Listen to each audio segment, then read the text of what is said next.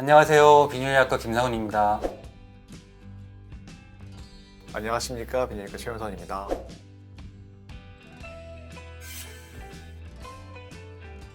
글쎄요, 좀 친하기도 하고요. 가깝기도 먼 사이 같은데요.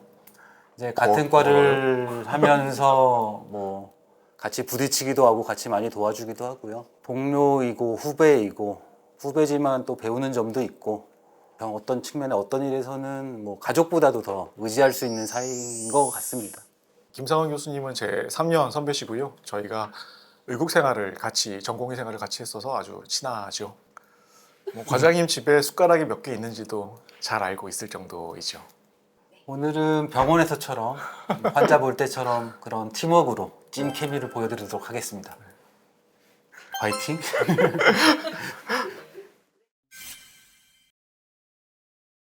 저희 과는 소변과 관련된 장기를 보는 과입니다. 그래서 소변을 만드는 콩팥부터 요관, 방광, 전립선 이런 장기들을 보고요. 이 외에도 남성 생식기관을 보고 있습니다.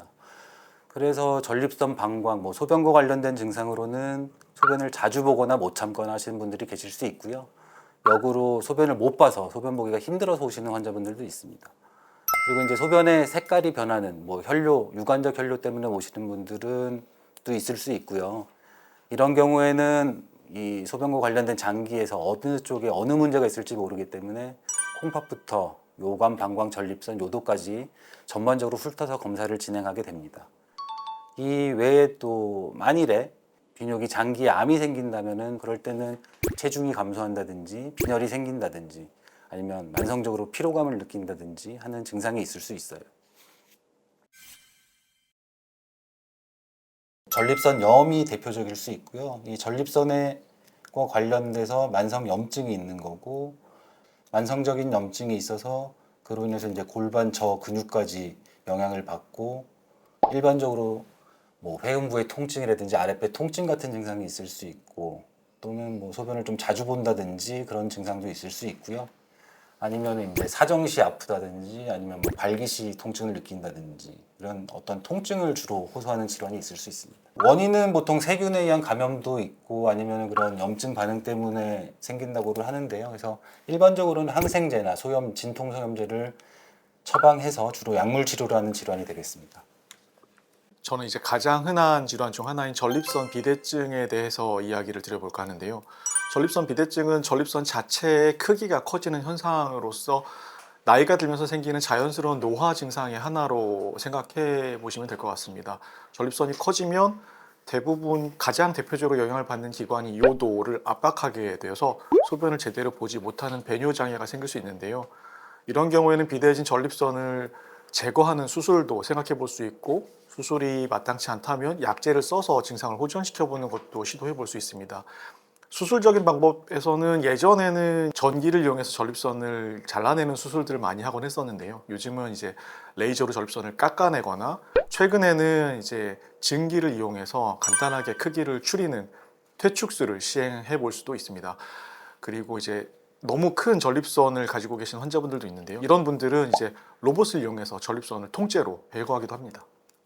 과장님, 그러면 전립선 비대가 있는 환자분들이 전립선 암을 걱정하셔서 암으로 진행하는 거 아니냐라고 이제 말씀하시는 분 뵙지 않으시나요? 아유, 굉장히 많죠. 최 교수님도 많이 들으실 텐데. 실제적으로 환자분들 오시면은 전립선 비대증이 암이 되지 않냐고 여쭤보시는 분들이 많은데요. 사실은 전혀 연관이 없다고 얘기를 드리고 있고요.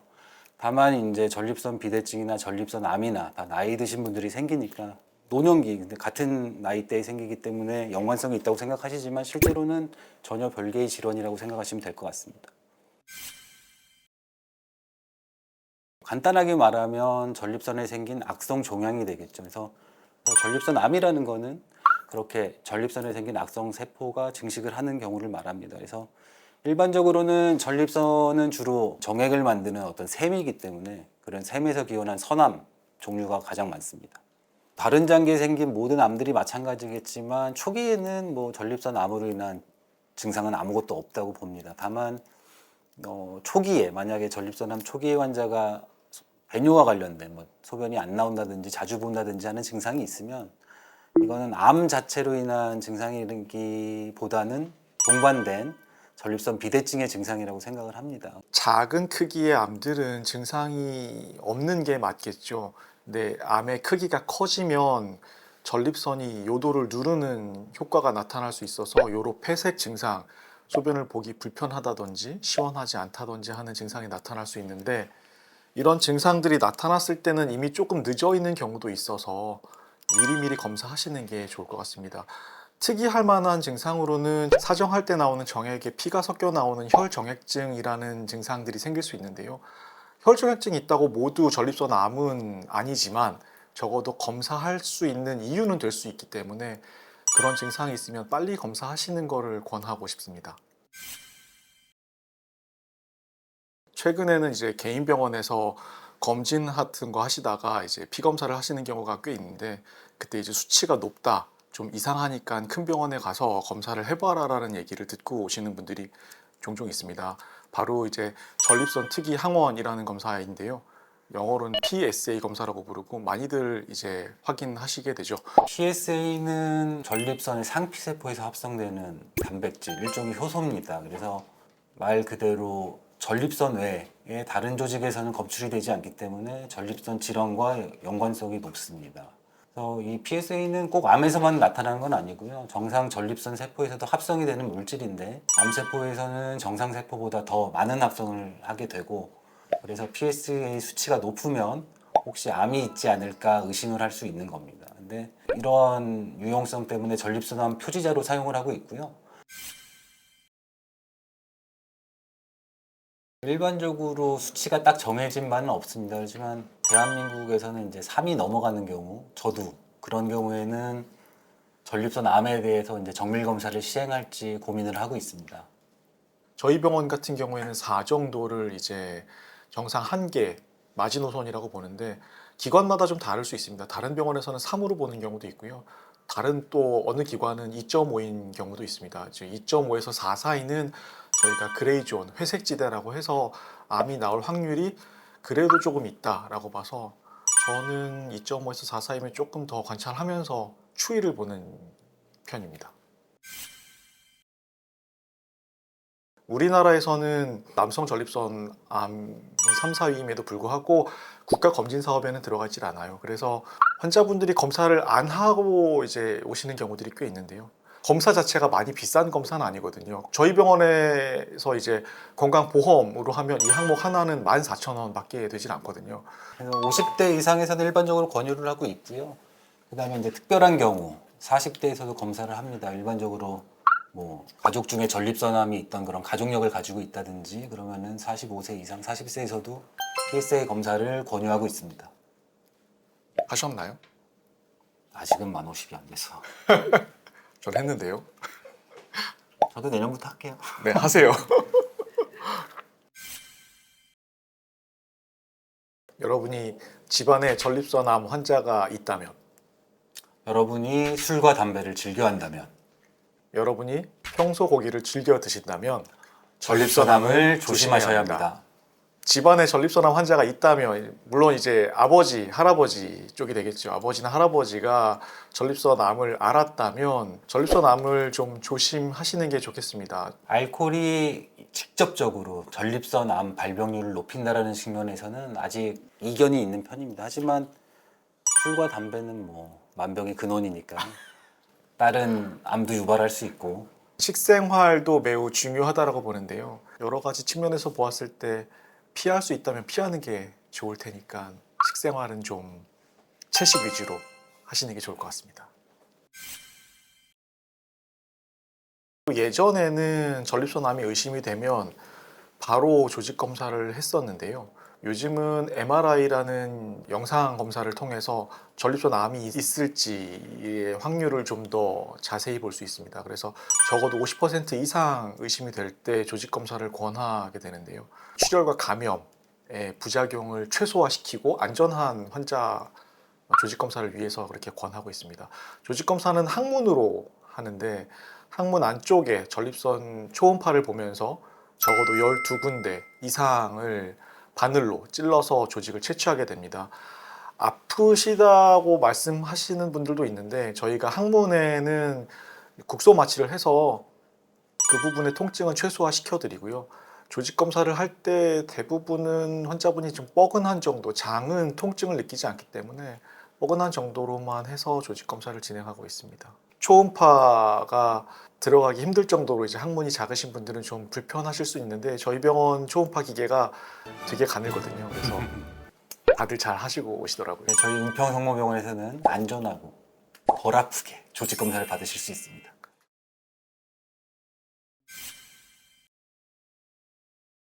전립선은 남성한테만 있는 기관이고 전립선 암은 당연히 남성한테만 나타나는 암이겠죠.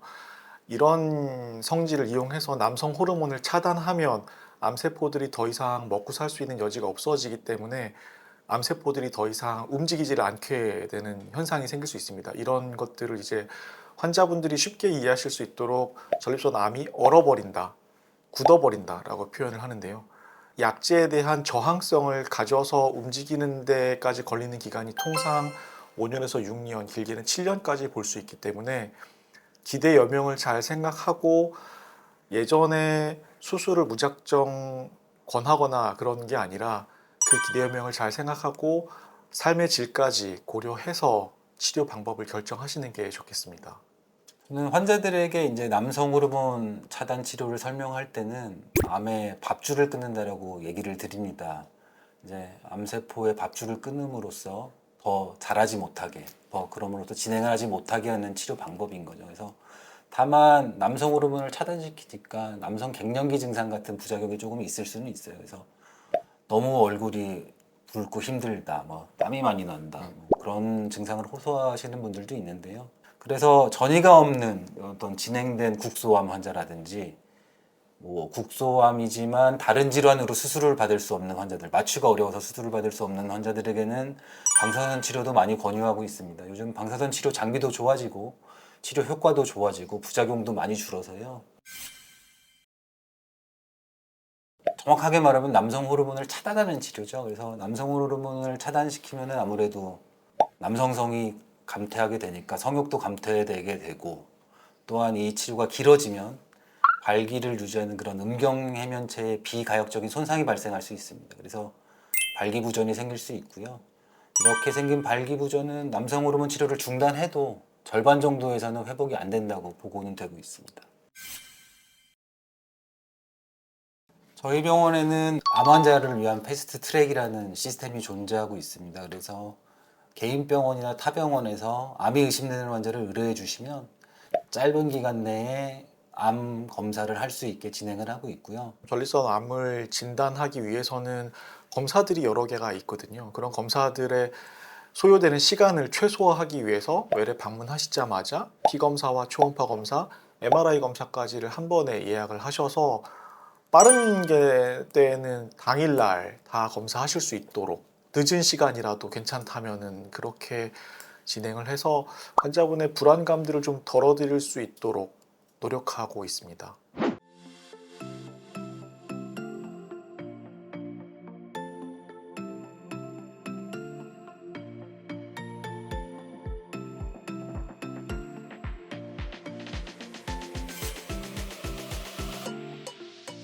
이 환자분은 방광암으로 예전에 수술을 하셨던 분인데요. 방광암 수술하고 나서 5년간 추적 관찰을 하고 있는 중에 큰 문제 없이 잘 완치 판정을 받으셨고, 이후에 이제 배뇨곤란에 대해서 전립선 검사를 하셨고, 전립선 검사에서 수치가 정상 범위를 계속 유지하시다가 올해 초에 하신 검사 수치가 정상 범위를 약간 벗어나서 초음파 검사랑 MRI 검사를 했습니다. MRI 검사상에서 이전에 방광 내시경 수술로 인한 변화일 수도 있겠지만 혹은 전립선 종양의 가능성도 배제할 수 없다라는 판단을 받았기 때문에 환자분이랑 상의해서 전립선 조직 검사를 어제 진행을 했고, 다행히 아무 불편함 없이 아무 문제 없이 퇴원을 하시는 상황입니다. 개인 병원이나 검진 센터에서 전립선 수치가 이상하다라고 이제 진료 의뢰가 돼서 오시는 분들이 가끔 계신데요. 그런 경우에 무작정 전립선 조직 검사를 바로 권하지는 않습니다. 다시 한번 전립선 수치를 확인하는 걸 권해드리면서 혹시라도 있을 수 있는 병변의 가능성을 해결하기 위해서 전립선 초음파 검사랑 필요한 경우에 한해서 전립선 MRI 검사를 추가로 권해보고 있습니다. 전립선 MRI를 찍어서 전립선 내부에 전립선 암으로 의심이 될 수 있는 소견이 50% 이상이라는 명상 교수님의 의견이 있다면, 혹은 과거에 가족력으로 전립선 암을 앓으신 가족분들이 계시다면 그 다음에 환자분이랑 이제 상의를 하고 전립선 조직 검사를 권하고 있습니다.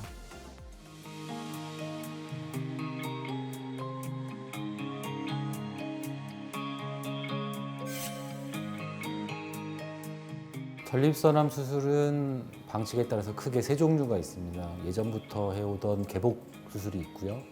그 다음으로 나온 복강경을 이용한 수술이 있고, 최근에는 로봇을 이용해서 하는 전립선암 수술을 많이 시행하고 있습니다. 저희 병원은 현재 90% 이상 로봇을 이용해서 수술을 진행하고 있습니다. 그렇다고 해서 수술 방식에 따라서 성적의 차이가 있는 건 아닙니다. 예전에 사용하던 개복 수술, 복강경 수술, 로봇 수술 모두 종양을 제거하는 1차적인 목표는 다 비슷한 성적을 낸다고 얘기를 하고 있습니다. 로봇을 이용해서 이제 전립선암 수술을 시행을 한다면 아무래도 제가 생각할 때는 부작용이 적은 게 가장 큰 장점일 것 같습니다. 전립선암 수술은 어쩔 수 없이 요실금이라든지 발기부전 등의 부작용이 생길 수 있는데요. 로봇을 이용해서 수술을 하게 된다면 특히 요실금 측면에서는 그런 저희가 수술 도중에 요실금을 예방할 수 있는 어떤 술기를 시행할 때 좀 더 정밀하게 할 수 있겠고요.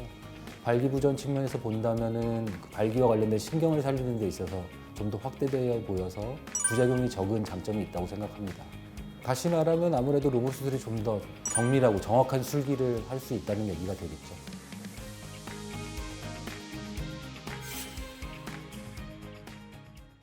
은평성모병원에는 전립선암 협진팀이 꾸려져 있습니다. 저희의 자랑은 완벽한 팀워크이죠. 그래서 수술을 하게 되면은 저희과 수술팀뿐만 아니라 마취를 해주시는 마취통증의학과 교수님과 팀, 그다음에 수술을 도와주는 간호부팀, 이렇게 여러 가지 팀이 관여를 하게 되는데요. 이 팀들이 다 완벽한 팀워크로 돌아가는 게 가장 큰 장점이라고 생각합니다. 저희는 로봇 센터가 있고 거기서 코디네이터 선생님이 근무를 하십니다. 그래서 수술 전에 상담부터 수술 준비 이런 것까지 완벽하게 진행을 해주시는 게 저희 병원의 장점이라고 할 수 있겠네요.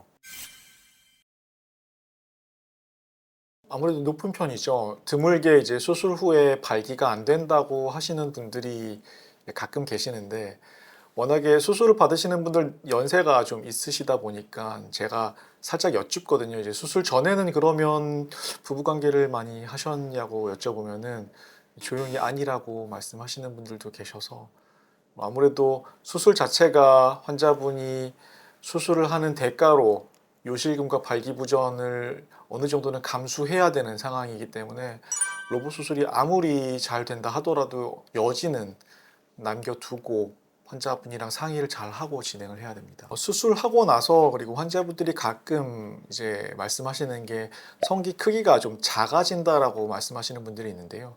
전립선 수술을 하게 되면 발기부전이 동반될 수밖에 없는 일들이 생길 수밖에 없고, 그러다 보니까 혈액순환이 잘 안 돼서 성기 크기가 좀 줄어들 수도 있기는 합니다.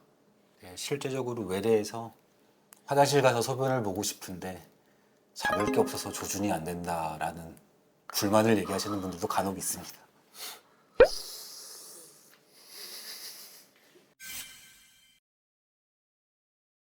물론 도움이 됩니다. 그래서 이제 저희 학회 표현으로는 음경재활이라고 해야 되나요? 그렇죠. 음경재활이라는 표현을 쓰고 있고, 전립선암 수술 이후에는 그런 비아그라류의 PDE5 차단제를 매일 지속적으로 복용하는 것이 발기력 회복에 도움이 된다는 것은 확실한 연구 결과입니다. 저도 외래 보시는 분들께 가끔 이제 특히 나이 젊으신 분들, 조기에 진단되신 분들은 60대 환자분들 같은 경우에는 그런 것도 많이 신경을 써야 되기 때문에 종종 처방을 해드리는 편입니다.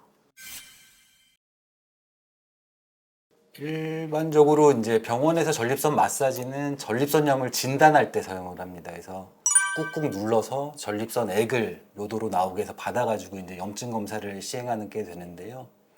그거를 하고 나면은 이제 어떤 전립선 비대증이나 만성 전립선염의 증상이 조금 나아졌다는 환자분들이 있습니다. 또한 실제로 가이드라인 상에서 통증의 경감을 위해서는 사용할 수 있다는 가이드라인까지는 있는데요. 근데 이거 자체가 진단용이지 어떤 학회에서 인정하는 그런 전립선염, 전립선 비대증의 표준 치료는 아니고요. 근본적인 치료는 아니라고 생각합니다. 정확하고 깨끗하게 시행이 되지 않는다면 이제 나도 모르게 가지고 있는 치질이나 이런 걸 악화시킬 수도 있고 통증도 더 다른 문제를 일으켜서 악화시킬 수 있는 우려도 있습니다. 음식이나 뭐 몸에 좋은 게 없냐고 여쭤보신 분들이 많은데 일반적으로는 뭐 토마토, 마늘 등은 뭐 전립선에 좋다, 전립선암이 예방된다는 연구 보고는 확실히 있습니다. 그래서 이런 음식을 조금 더 드시는 것이 전립선 건강을 지키는 데 좋은 방법이 될 수 있을 거라고 생각합니다. 그러니까 자극적인 음식, 카페인은 피하세요. 오래 앉아 계시지 마시고 1시간 앉아 있었으면 10분은 일어나서 운동하세요. 운동은 별다른 거 없습니다. 걷기, 앉았다 일어서기, 허리 비틀어주기 같이 골반으로 혈액순환이 잘 되도록 해주는 내용들이고요. 여유가 된다면 집에서 반신욕이나 좌욕 같은 걸 일주일에 한 번 정도라도 하세요. 자전거 탈 때 안장 닿는 부분이 전립선에 있기 때문에 안장을 오래 타고 있으면 전립선이 계속 자극받을 수 있고 눌릴 수밖에 없는 위치거든요. 그리고 오토바이도 마찬가지인데요. 자전거나 오토바이 같은 경우는 가능한 한 피해 주세요. 골반 근육을 강화할 수 있는 케겔 운동 같은 것들, 그리고 일반적인 유산소 운동도 뭐 다 전립선 건강에 도움이 될 수 있다고 생각합니다. 골반 근육을 강화시키는 케겔 운동은 수술 후에 요실금을 조금 더 빨리 좋아지게 할 수 있어서 도움이 될 수 있을 것 같고요. 유산소 운동은 비만 같은 이제 체내 지방량을 줄일 수 있다면 충분히 도움은 될 수 있을 겁니다. 앞에서 얘기 드렸던 얘기입니다. 50대 이상의 남성이라면 규칙적으로 1년에 한 번은 반드시 PSA 검사를 받으라는 것을 강조드리고 싶고요. 종양이라는 것이 안 걸리고 싶다고 안 걸리는 건 아니거든요. 그래서 뭔가 이상하면 차라리 빨리 병원에 와서 검사 받으시는 게 중요하고요. 빨리 와서 이상하다면 빨리 방문하셔서 검사를 진행하시고 빨리 치료 계획을 수립해서 거기서 벗어나기만 하면 되니까 그러는 게 더 도움이 되지 않을까요? 은평성모병원 유튜브 구독, 좋아요 눌러주세요.